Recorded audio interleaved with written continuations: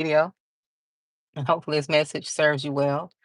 Um, Especially in this time, in this season, there must be one place that you refuse to go, and that is out of your way. You know, um, Coming from a person who just love people, love to keep the peace, love to keep people on one accord. It's kind of difficult to kind of fall back and not just kind of go over and beyond. But I had to learn in order to keep my peace and to stay focused on my purpose and what it is that I know God is calling me to do and the things that I have to work on. I just refuse to go out of my way. I refuse to go out of my way and, keeping up with, relationships, um, contacting people, being the first to call, being the first to check in, being the first to, follow up. I just refuse, right? That's one place I refuse to go, and that's out of my way. Um, and I understand that someone has to go first. And like I said, I'm always that one that usually would go first, usually would call first, usually would check in first.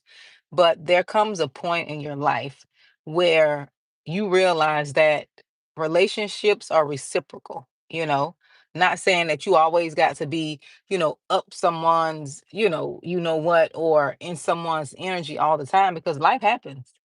Oh, life is happening to so many people. It is hard to keep tabs and hard to keep up with people because we're so busy with work and trying to pay bills and, trying to take care of your family. There is a lot going on, and I understand that. I understand because I realized I'm not sure how I even did it when I was doing it, when I was trying to keep, you know, people in good, graces, keep relationships together, stay in contact with certain people. I'm not sure how I did it. Oh, I do. I know how I did it. I neglected myself. I put myself last and I didn't, focus on my own emotional and mental well-being. I just was so focused on always pleasing others and concerned about how they felt and what they were doing. But I grew up out of that. It took me a long time. I had to grow up out of that. I grew up out of always being concerned. Oh, those numbers faded pretty quick. Always being concerned with um how others would think and see me. I'm not concerned with that anymore. Cause you know what I realized? I realized in all of my doing, okay, when I was doing the right thing, when I was, trying to keep people together and things together in my pure intentions, people still had something to say. They had something to say. So I said, you know what? Let me just fall back and move out of the way, move around because they're going to talk regardless.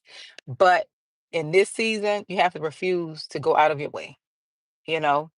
Um, yes, you reach out because that's how I am. I reach out, I follow up, but you can't be the only one reaching out. You can't be the only one thinking about someone or giving them your energy or, trying to see, okay, it has to be reciprocal.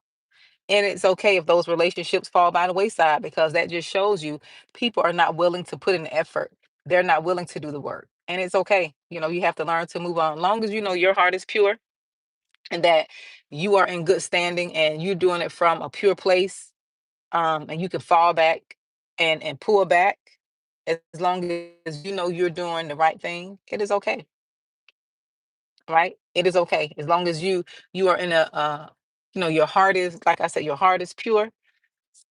You just can't go out of your way. That takes too much mental, it takes too much mental strength. It takes too much um emotional labor. People like for you to labor emotionally, you know, in relationships.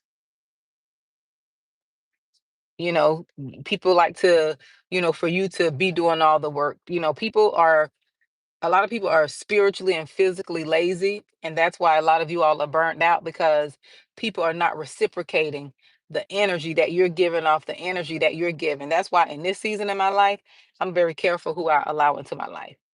I don't have any attachments to anyone. I know how to detach and I test spirits because I don't want to bring anyone into my life where I don't want to bring anyone into my life where I know I have to be the one that's toiling.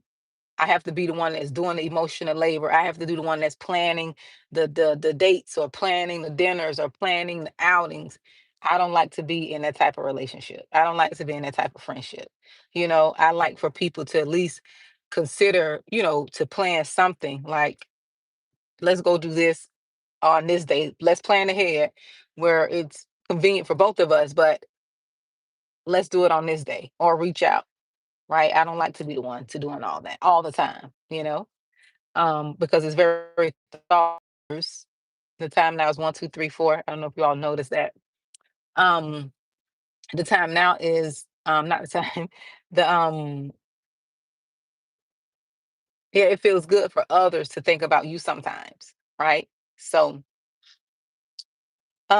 hey from Colorado. Thank you.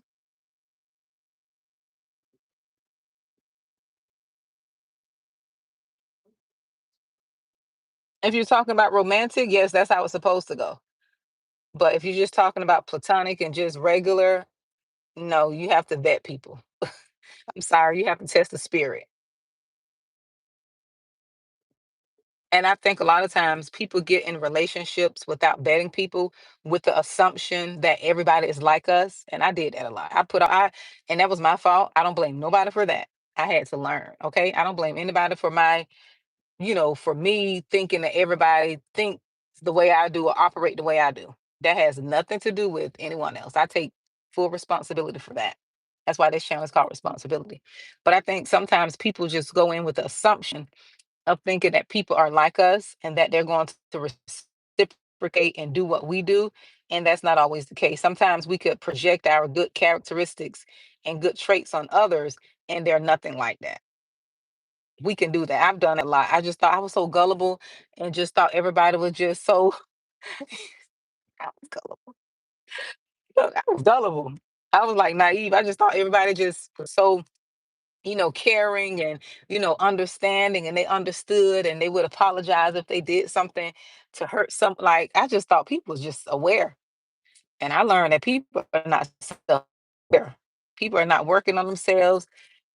They're just going around just hurting and damaging folks and not really having no consideration about what they've done or what they're doing. They're not really dealing with themselves. They're not reflecting. They're so busy and they just keep going, going, going and never take the time to look back, never take the time to stop and pause and reflect and see what they have done over time, right? And some people just don't care. You have to know how to move around and be okay with that. Some people just don't care who they hurt and how they hurt people, who they destroy. They don't care about that. Everybody's so selfish and focused on themselves and what they want. They're so focused on gratifying their own flesh and their own desires, regardless of who they're hurting, regardless of who gets hurt in the midst. They're not worried about that at all, at all. They're not worried about that. And to the person who's asking, am I a good believer? There's nothing good but God. He spoke and told us that there's nothing good but God. I don't consider myself good at anything. That's being prideful. Only God gets that credit. But anywho, I have to block a lot of trolls and people who come asking, I think, stupid questions. Like what is your intention behind that? You know? And normally I just wouldn't address that, but I just had to for that minute. But you all, I appreciate it. Thank you all for listening in. Remember, stop going out of your way. It's draining you. You're always been the one to reach out. You're always been the one to schedule. You're always been the one to plan. You're always been the one the first to forgive. You're always been the one to keep everybody together, keep the family together, keep everybody glued. It's time out for that. It's time for you to focus, grow, and you pray about the people who you pray for the people that you want God to send in your life. He will send you a family who understands, who listens, who cherish, who values you. He'll send you people in your life.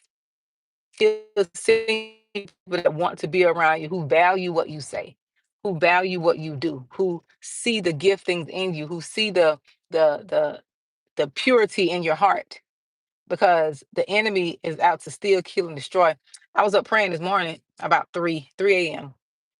and I got this revelation, and I'm gonna come back and talk about it. And it was talking about how, and it's only when you know you're pure hearted and you're doing what's right. The enemy hates the pure hearted. He hates those who want to do what's right and live right, and who falls down but get back up and try to do what's right. The enemy hate them, right? And I think that's John 10:10, where it talks about the enemy comes to steal, kill, and destroy. And a revelation God gave me 3 a.m. in the morning. Actually, it was 3:33 when he gave me that revelation in the morning. Um, and I hope I can remember. It just talked about how the enemy likes to go for your character, how he likes to assassinate people's character when they're pure heart and when they're righteous and when they're trying to do right. And the reason the enemy attacks your character, because I thought about a situation in the morning that I've experienced where the enemy couldn't get me physically, right? He couldn't use the person to destroy me physically because I was too smart. So what the enemy did was the enemy used them to assassinate my character. And when people try to assassinate your character, when they attempt to, what they're doing is they're unaliving you spiritually, right? They're trying to take you out of here spiritually. Because when people lie on you, as the scripture says, the enemy is out to steal, kill, and destroy. He want to steal your he wants to steal your purpose, right? Because you're so focused on people slandering you and lying about you. He wants to take your purpose. He wants to take your purpose off what God has you to do in this. I hope my phone will go get hot, but I'm gonna finish my message. What he want to do is he wants to steal your purpose. This is the revelation I see. He wants to steal your purpose, right? And then not no, he don't want to steal your purpose. He want to unalive your purpose, right? But he do wants to steal your peace, your joy. He wants to steal your joy, right? He's out to steal, kill, and destroy. He wants to steal your joy, right? Where you have no peace, you have no peace in mind. He wants to kill your purpose, right? He wants to kill your purpose by using people to slander you, and you're so focused on what they're saying that you're not peaceful. You're not focused on your purpose. And he wants to destroy your character. He wants to destroy your good name. He wants to destroy your image. He wants to destroy the way people perceive and look at you. That's why the enemy uses character assassination to steal, kill, and destroy. He wants to steal your peace, right? He wants to kill your purpose, and he wants to destroy your good name. He wants to destroy your reputation. He don't want people to see you in the light that they see you, because people have a good perception of you. It's not that you're trying to create a perception like the demonic world do, like what demons do, right? These evil people, they like to create a perception of themselves that is not true. They like to try to control the narrative. But you are genuinely that way. You don't have to pretend. You don't have to go out of your way. You are genuinely that way. So the enemy wants to destroy that. And when God gave me that revelation, then he showed me an example of what happened to me, years ago. I was able to use that and apply that. I was like, that's what that person was trying to do. That person was trying to destroy my character by creating a narrative, by saying false information about me. But I had to learn spiritually that's what that person was doing. I couldn't address that naturally, because naturally that person wanted me to focus on that. And for a while I did. Before I learned what I know now, I didn't know, because I never had a person to lie on me to that magnitude. But I had to understand that assassination was spiritual, right? It was a spiritual attack. Because when people can't unalive you naturally, they'll try to do it spiritually by attacking your character. But see, I had to get in that secret place and learn how to fight and how to cancel out those word curses and how to ask God to vindicate me. And he did, okay? He did. I'm able to sleep in peace. I'm able to still work on my purpose. And I know who I am. I know who I am.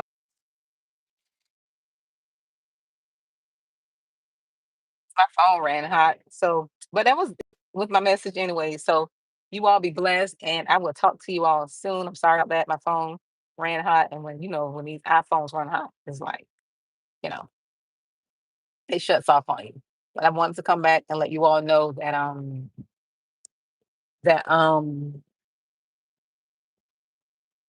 when they can't destroy you physically, they will try to assassinate you. They will try to do it spiritually. So continue being who you are, continue, working on yourself, continue keeping your good name and keep your name pure, heart pure, without, appearing perfect and without not appearing perfect because you are going to do that regardless, but not pretending, I guess pretending to be perfect because you got mistakes, you got skeletons in your closet, or you have things that you've gone through, So, but people will try to they will try to unalive you spiritually when they're unsuccessful naturally. So